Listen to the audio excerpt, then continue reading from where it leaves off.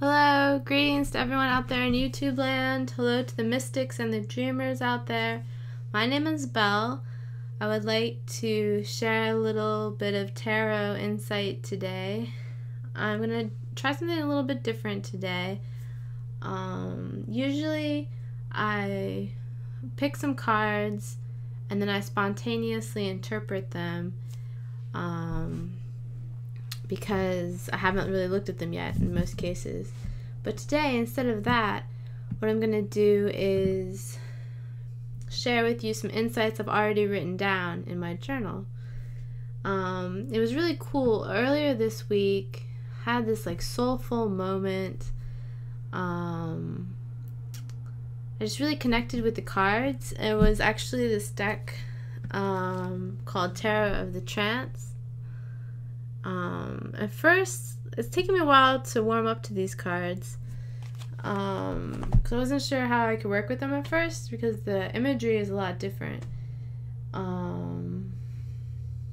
Anyway, so earlier this week, I just really connected with the cards and I was feeling really in tune with like my own sense of soulfulness, and I was just journaling about some of the cards that I had drawn. And I was really surprised at how much fun it was and just how much I almost felt like I dug deeper. It's like there's this hidden river of soulfulness in life, and I finally cracked that surface and dug deep enough to get to that soulfulness. So I want to share the 4 cards that I drew earlier this week and some of my insights that I journaled about. I'm just going to see how it goes. So as I said, it's 4 cards. Now I drew 4 more cards, but that's going to be a separate video that I will also post. So 8 cards total, 2 videos, lots of journaled insights. It's going to be great. And there is some kind of stylized nudity in these cards. I don't think it's not offensive or anything, but if you don't like stylized nudity, you might want to avert your eyes. But I think it's a very tasteful card. It's very good imagery, so shouldn't be any problem, but I thought I'd mention that just in case. Okay, so the first card, and this is from earlier this week, as I said, is King of Coins. Let me show that one. King of Coins. Might hold it up over here so I can read what I wrote at the same time. Okay, let's see what I have here. The King of Coins actually isn't interested in material wealth. He has, by his hand up here, he is spinning a colorful coin, which is more like a mandala. He's spinning that coin on one finger, and another mandala coin is at his feet. It reminded me of that expression, turning things on their head, like flipping things over. It seems like the King of Coins is more interested in shape-shifting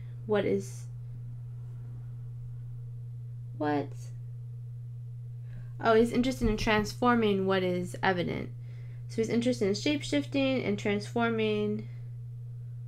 I can't tell what I meant here. It's the great thing about reading your own journal. I can't tell what I meant here. I said, well, I'm talking about the difference between created appearances and transformation and shape-shifting. And then I also said he is a king in his own right, not because of any outside authority or outside approval. So he's a king, but not officially, not like royalty, just like a normal everyday king, because he has his own sense of authority. Okay, let's see if I can continue to read my handwriting. It's pretty funny. Okay, so the next card is Judgement. This is the Judgement card. You can see like the little bit of stylized nudity there. Okay, this is Judgement. I'm gonna hold it over here while I read. The nakedness and vulnerability of the bare present moment. So I'm talking about the symbolism of the nakedness and how it can mean the vulnerability and the bare present moment. Then I say, we contort our inner selves to attempt to hide or disguise who we are. And then it doesn't work. So when we attempt to contort ourselves to hide who we really are, it doesn't work, and it only serves to make us uncomfortable. And then I talk about a personal example. Sometimes I judge myself instead of accepting who I am, which I think a lot of people can possibly relate to. And it causes a lot of needless hurt and suffering. I talk about being twisted in knots. So like it's almost like we'll do anything to avoid being naked and vulnerable in that symbolic way. And we twist ourselves in knots, and then we have to gradually allow them to untwist and sort everything out one step at a time. Let's see where I left off. The naked lady on the card looks like she is knitting her own clothing, but most of her nudity remains revealed. We weave our own lives. It's okay to be naked and revealed as who we are in the present moment. It reminded me of that Pearl Jam song. I think it's a cover, or it's like a B-side or something. Lay down your arms and surrender to me. It goes, lay down your arms and surrender to me. I don't know if you've heard that song. I used to have it on a mixtape or something, mix CD. So I wrote down as a personal insight, it's time to unwind, untangle all of the knots that I've created through not being vulnerable, through trying to disguise who I really am. And a big part of that is self-acceptance and self-compassion. And then I say, let the poison darts fall where they may. So poison darts are like the social stuff, like if someone subtly insults you, or not so subtly in like a conversation, I call those poison darts, because like you walk away from the conversation and you're like, ouch. So I say, let the poison darts fall where they may. Being naked and revealed is its own inner being reward. No outside approval necessary or needed. Okay.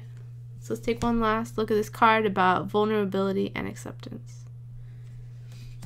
Okay, the third card is Temperance.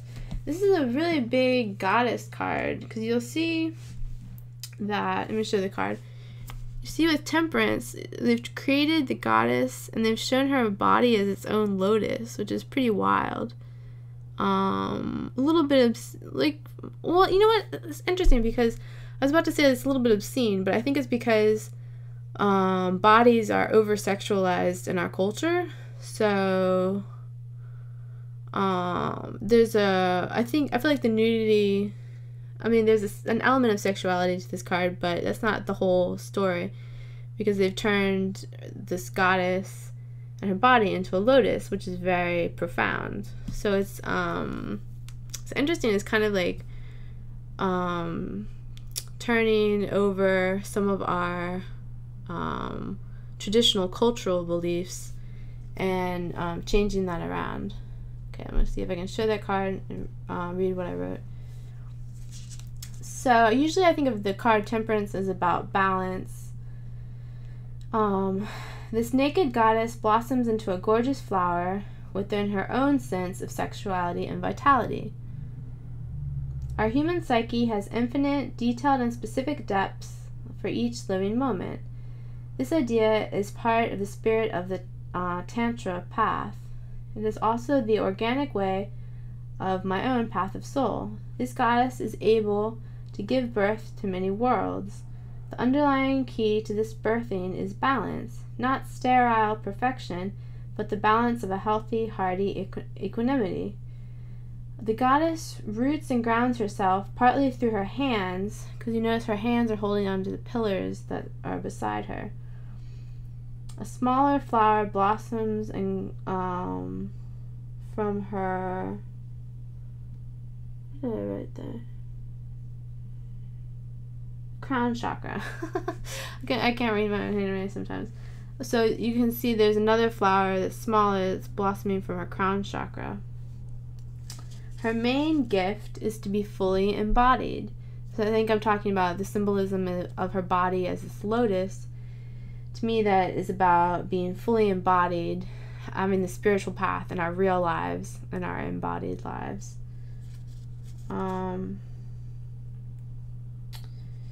So after I say that her main gift is to be fully embodied, I say that her light body and her subtle energy bodies are part of her majestic physical embodiment. Every petal of her unfolding sexuality and vitality is a cosmic and organic wonder at the same time. Again, she is fully embodied. There is nowhere more spiritual than right here. You are at the right place, and you deserve your own embodied presence where you are. Wherever it is that you find yourself, you deserve to feel that good embodied presence. This goddess is completely safe within her own vibrant vitality. She gives birth with no fear and no sense of shame. Her authentic self is always more than okay for the present moment. What is obscene and feared to a closed-off idea is, in this case, whole, beautiful, and healthy to this goddess. Also, nothing can stop the blossoming embodied spirit of this beautiful goddess. She is the Tantra energy that can be found and re-enlivened organically by digging soulfully into each moment. The sterile perfection of tradition cracks and breaks because it is much too rigid and by its very nature oppressive. This hardy vitality of the goddess, which could also be called Shakti energy in some paths, this healthy vitality of the goddess keeps us alive, unfolding, and growing. So that was, you can tell, like, as I was journaling this, it was really, everything was really clicking to me. It was really, I was like, wow, like, it was really a profound experience. So I wanted to share that. And there was one more card. The fourth card is Six of Wands. And I wrote a lot about this one too, and then we'll be done. Okay. Six of Wands. You see there's a heart and a sun. And the wands form an X. Excuse me. And there's other wands around the sun. Okay, so I'm going to hold this up. Read this. Okay, so you see there's like serpents. Where are the serpents? Oh, okay. The pillars or the wands on the side are also serpents. There's a lot of serpents in this deck of tarot cards. So I wrote, the serpents guard and protect the blossoming open heart. The X cross at first seems to indicate do not enter, but this is misleading. The crossed serpents are a powerful symbol for drawing in an orbit of potent energy, almost like Kundalini serpent energy, but instead directed for the blossoming heart. The heart is open. The heart is over the crossed serpents, which are over the sun. The sun represents an idea of our physical dimension. By holding a place over it, the blossoming heart is in a place of power.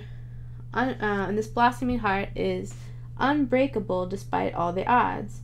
This is the sense of universal love and compassion. Nothing can actually cover up this universal love and compassion. It is naked, it is revealed, it is always offered up to us in each moment. We are all twisted and mistaken with our human egos, in a sense. What eventually dies is our sense of what is rigid and what is refusing to allow in this universal love energy. Organic, universal love will always crack through our barriers at some point. Cracking through our barriers is painful, but overall, in the long run, it's a good thing. If we can recognize the mythology of these serpents and the blossoming heart, we can be revived and, in a sense, saved. It's more like a plaster statue becoming real and vibrant. We are gushing love, compassion, vitality. There is a better, more loving, more lush sense of reality available to us. It is a new sense of reality that's created from our own wide open, blossoming, and gushing hearts. So this was a lot of fun. I really enjoyed sharing my journaled insights about the tarot cards. Again, if you liked these cards, it's from Tarot of the Trance, which I found on Amazon. I really appreciate you tuning in to this tarot discussion, and I hope to see you next time. Thanks a lot.